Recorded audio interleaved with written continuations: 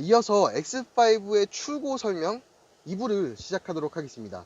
이 출고 설명 영상 같은 경우는 1부를 먼저 보고 오셔야 되고 2부부터는 중간부터 시작하기 때문에 1부를 보고 오셔야지 이해가 가능하실 겁니다. 네, 그러면은 바로 지금 시작을 할 건데 이 기어 변속 방법에 대해서 조금 설명드리도록 하겠습니다. 기본적으로 전자식 기어 노브를 쓰셨던 분들은 크게 어렵지는 않은데 전자식 기어 노브를 쓰지 않으셨던 분들은 조금 생소하실 수가 있습니다. 기어 변속 방법은 첫 번째로 시동을 먼저 켜시고 나서 브레이크를 밟은 상태에서 이 왼쪽에 언락 버튼이 있습니다. 이 버튼이 키포인트고 언락 버튼을 누르지 않으면 변속이 되지 않습니다. 언락 버튼을 누른 상태에서 잡아당기면 드라이브, 그리고 드라이브하고 N은 언락 버튼을 누르지 않아도 왔다 갔다 합니다. 이 상태에서 후진을 넣으시려면 언락 버튼을 누른 상태에서 위로 올리면 후진 기어가 들어가게 됩니다. 그래서 실질적으로는 이 언락 버튼을 누른 상태에서 잡아당기면 드라이브, 위로 올리면 후진이 들어가게 되고, 이 드라이브 상태에서 왼쪽으로 미는 순간 이제 스포츠 드라이브라 그래서 이렇게 S라고 뜹니다.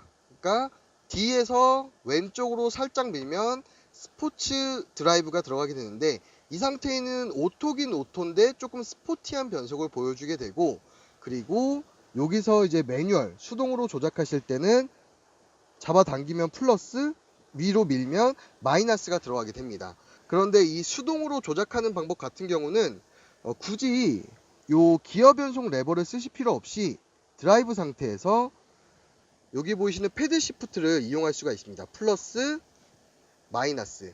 그래서 드라이브 상태에서 바로 누르면 작동을 하게 되고, 이렇게 작동을 수동으로 할 수가 있고, 만약에 내가 다시 드라이브로 넣고 싶다, 플러스 버튼을 길게 잡아당기면 다시 드라이브로 넘어가게 됩니다.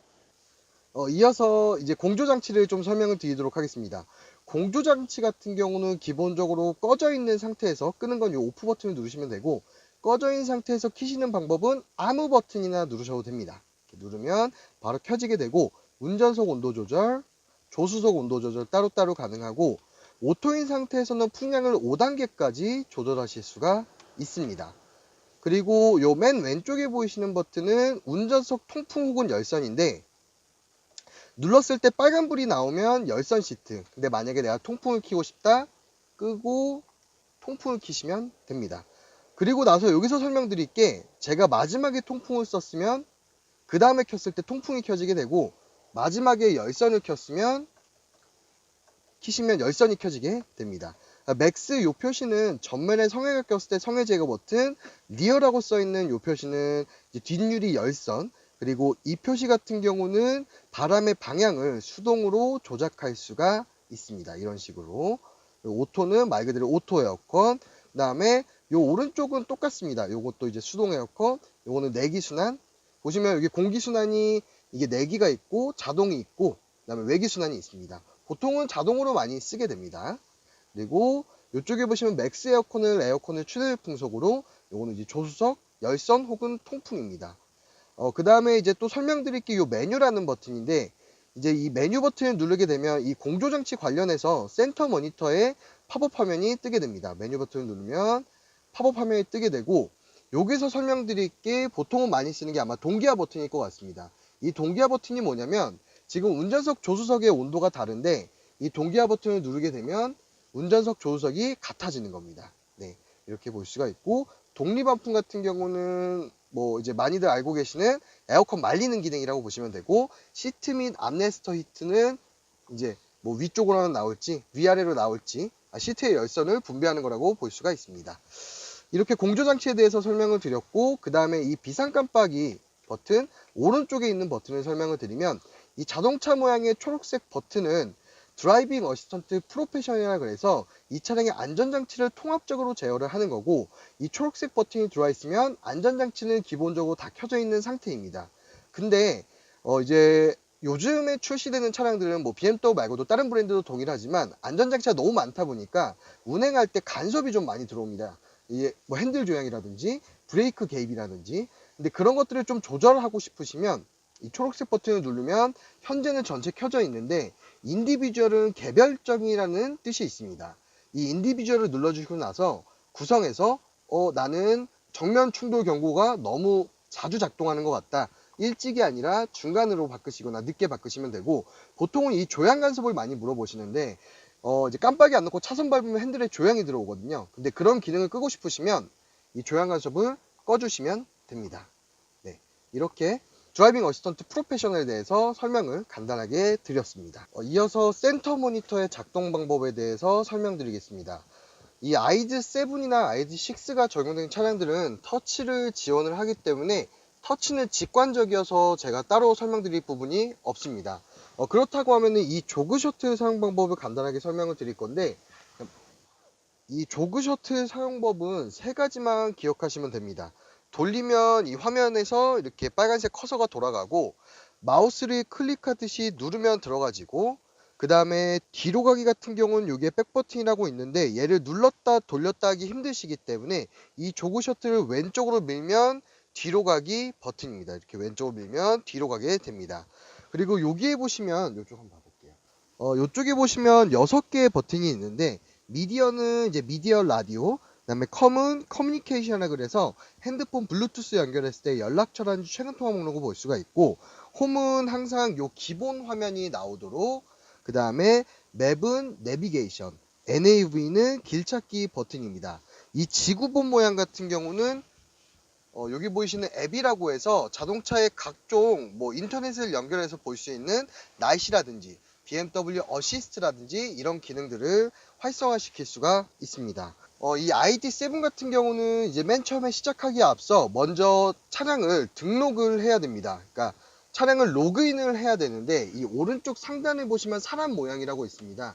이 사람 모양을 선택을 하시고 오른쪽 하단에 운전자 프로필 생성이라는 게 있고, 얘를 눌러주신 다음에 기본적으로 계정이 없으신 분들은 새로 등록을 눌러서 이 QR코드를 찍게 되면은 웹사이트가 연결이 됩니다. 제가 영상 하단에 이제 BMW 커넥티드 드라이브 사이트를 들어가는 방법을 넣어 놓을 거고, 거기서 이제 회원가입을 하시면 되는데, 고객님의 이메일, 자주 쓰는 이메일이랑 비밀번호를 설정해서 회원가입을 하시고 난 후 이제 회원가입을 하면 인증을 하게 되고, 그 인증을 끝나게 되면 완료가 되는 거고, 여기서 이제 로그인을 한번 해보도록 하겠습니다. 로그인은 커넥티드 드라이브 이제 이메일 주소를 적으시면 되고, 이렇게 지금 한번 적어 보겠습니다. 이메일 주소를 적고, 비밀번호 같은 경우도 비밀번호 적고 나서 OK를 누르게 되면 이 차량 안에 있는 인터넷이 BMW 커넥티드 드라이브와 연결이 되고, 이렇게 로그인을 완료하고 나서 지금 보시면 이제 운전자 프로필을 동기화를 시키는 거고, 계속 눌러주시고 이 키와 이 차량, 그 다음에 커넥티드 드라이브하고 연동을 시키는 겁니다. 연결 활성화를 하고 계속 누르게 되고, 이렇게 제 이름이 뜨게 되면 성공한 거라고 보시면 되고, 이제부터 세팅을 하시면 됩니다. 제일 먼저 세팅을 하셔야 될 부분은 맨 처음에 블루투스를 연결을 할 건데, 블루투스 연결하시는 방법은 미디어를 누르시고 여기서 블루투스 오디오를 눌러주고 나서 이 핸드폰에 보시면 이 블루투스를 켜주시게 되면 이 자동차에서 바로 주변의 기기가 뜨게 됩니다. 그래서 주변의 기기를 선택을 하시면 핸드폰을 통해서 알림이 오게 됩니다. 확인을 눌러주시고 조금만 기다리시면 연결이 완료가 됩니다. 여기서 이제 한 가지를 더 하셔야 되는데, 더 하셔야 되는 부분이 지금 음악만 연결이 된 거고, 이제 전화기에 있는 연락처라든지 최근 통화 목록을 그 다음에 연결을 해 주셔야 됩니다. 홈 버튼을 누르고 컴을 선택을 하시고 나서 전화를 선택을 하시고, 모바일 기기에 보면 지금 연결이 돼 있는데 여기에 전화 모양이 없는 걸 보면 연결이 안 돼 있다는 뜻입니다. 연결된 기기를 선택을 하시고 연결 허용, 그 다음에 지금 연결 눌러주시면 핸드폰에 알림이 오게 됩니다. 확인, 한 번 더 허용 하시면 이렇게, 그러면 모든 연결이 완료가 된 겁니다. 이 상태에서 노래를 한번 켜보도록 하겠습니다. 이렇게 홈 버튼 누르고 미디어에 들어가시면 갤럭시 S10e가 이제 연결이 된 걸 확인하실 수가 있고, 이렇게 노래를 켜게 되면 바로 재생이 됩니다. 네, 이렇게 노래가 바로 재생이 되는데, 이제 여기서 설명드릴 게 이 미디어 라디오에 대한 기능을 설명을 도와드리겠습니다. 대부분의 고객분들은 핸드폰에 음악을 많이 들으시기 때문에 이 즐겨찾기 버튼을 활용을 하시면 굉장히 좀 편안하게 사용이 가능합니다. 이 즐겨찾기 버튼의 활용법을 좀 설명을 드리면 이 미디어를 선택하시고 빨간색 커서가 내가 저장하고 싶은 목록 위에 올라가 있는 상태에서 1번을 길게 눌러보겠습니다. 띵동. 저장이 된 거고, 예를 들어서 차에 타시고 1번만 누르면 노래가 바로 나오도록 되어 있는 겁니다. 그리고 다음 곡 같은 경우는 이렇게 터치를 하셔도 되지만 여기 하단에 보이시는 이 모양이 다음 곡 이전 곡을 선택하는 버튼입니다. 또한 헤드업 디스플레이에서도 선택이 가능한데 이 핸들 레버에서 이 오른쪽에 볼륨 조절 버튼, 그 다음에 이게 다음 곡 이전 곡입니다. 그리고 나서 이 레버가 조금 특이한 부분인데 이 레버를 돌리게 되면 헤드업 디스플레이 통해서 노래 목록이 뜨게 됩니다. 그래서 이렇게 선택이 가능합니다. 그리고 또 다른 부분이 이쪽은 이제 FM, AM 넘어가는 부분이고 이 전화 버튼을 누르게 되면 헤드업 디스플레이를 통해서 최근 통화 목록이 나타나게 됩니다. 최근 통화 목록이 나타나고 돌려서 누르면 전화가 걸리게 되는 구조입니다. 컴이라고 써 있는 건 핸드폰에 있는 연락처라든지 최근 통화 목록을 볼 수 있는데 여기서도 이제 즐겨찾기 버튼을 쓰면 좀 편합니다. 컴에 들어가셔서 이 연락처는 핸드폰에 있는 연락처를 볼 수가 있고 전화는 이 최근 통화 목록이 뜨게 되는데 예를 들어서 자주 거는 전화번호 목록을 이 즐겨찾기에 저장을 할 수가 있습니다. 전화를 누르시고 나서 예를 들어서 내가 저장하고 싶은 전화번호를 이렇게 빨간색 커서를 올려놓고 여기 보시면은 제가 한번 2번에다가 저장을 해볼 건데 2번을 이렇게 길게 눌러주시면 띵동 저장이 됩니다. 그래가지고 2번만 누르면 제가 자주 거는 전화번호가 저장이 되는 거고 2번만 누르면 전화가 걸리게 되는 것입니다. 그리고 설명드릴 게 요 내비게이션인데 내비게이션 같은 경우는 이렇게 누르면 내비게이션이 켜지게 되고 길찾기 같은 경우는 요 왼편을 이렇게 눌러보시면 바로 길찾기가 뜨게 됩니다. 그래서 이제 보통은 제가 이제 집 주소나 회사 주소를 이 즐겨찾기에 저장을 해드리는데 지금 이 차량 같은 경우는 한번 주소 입력을 먼저 해보겠습니다. 저희 전 시장은 경기도, 그 다음에 성남시 분당구, 그리고 이제 도로명이 아니라 동으로 해서 분당동 98-1번지 하면은 신규 목적지로 설정하면 길 안내가 되는데 저장하시는 방법은 요 길찾기를 선택을 하시고 최근 목적지에 보시면 방금 전에 쳤던 기록이 남아 있습니다. 이 빨간색 커서가 올라가 있는 상태에서 제가 한번 이 빨간색 커서가 올라가 있는 상태에서 8번을 길게 눌러 보겠습니다. 띵동 저장이 완료가 된 거고 차량에 탑승하시고 1번만 누르면 노래가 나오게 되고 그 다음에 8번을 누르면 집으로 안내가 되는 겁니다. 이렇게 누르면 길 안내가 바로 시작하게 됩니다. 이렇게 내비게이션에 대해서도 간단하게 좀 설명을 드렸고 그 다음에 이제 이 차량에 대해서 꼭 설정을 하셔야 되는 부분인데 이 기본적인 설정에 대해서 설명을 드리겠습니다. 기본 설정 방법 같은 경우는 칼을 선택을 하시고 이 설정에 들어가신 다음에 일반 설정에서는 단위를 변경을 해 주셔야 됩니다. 단위를 뭐 킬로미터 리터, 출력도 원래 킬로와트에서 HP로, 회전력도 뉴턴미터에서 킬로그램 미터로, 압력도 바로 되어 있지만 PSI로 변경을 해 주셔야 되고 그리고 여기서 또 하셔야 될 게 헤드업 디스플레이. 이 헤드업 디스플레이는 이제 밝기를 좀 밝게 하는 게 좀 편하시고 높이는 고객님의 시트 포지션에 맞춰서 높이 조절을 하시면 됩니다. 그리고 또 하셔야 되는 부분이 도어 차량 액세스가 좀 포인트인데 이걸 누르시고 나서 요게 이제 처음에는 이 세 개가 안 되어 있는데 이걸 눌러서 설정을 해 주셔야지 그 락폴딩 기능이라고 해서 이제 차량 문을 잠갔을 때 사이드 미러가 같이 접히게 되고 그 다음에 이 컴포트 액세스에서 이것도 설정이 안 되어 있지만 누르게 되면은 이 기능이 뭐냐면 아까쯤에 제가 설명을 드렸지만 키를 가지고 자동차에 가까이 가면 잠금이 해제가 되고 그 다음에 시동을 끄고 문을 닫고 멀어지면 알아서 문이 잠기게 되는 기능입니다.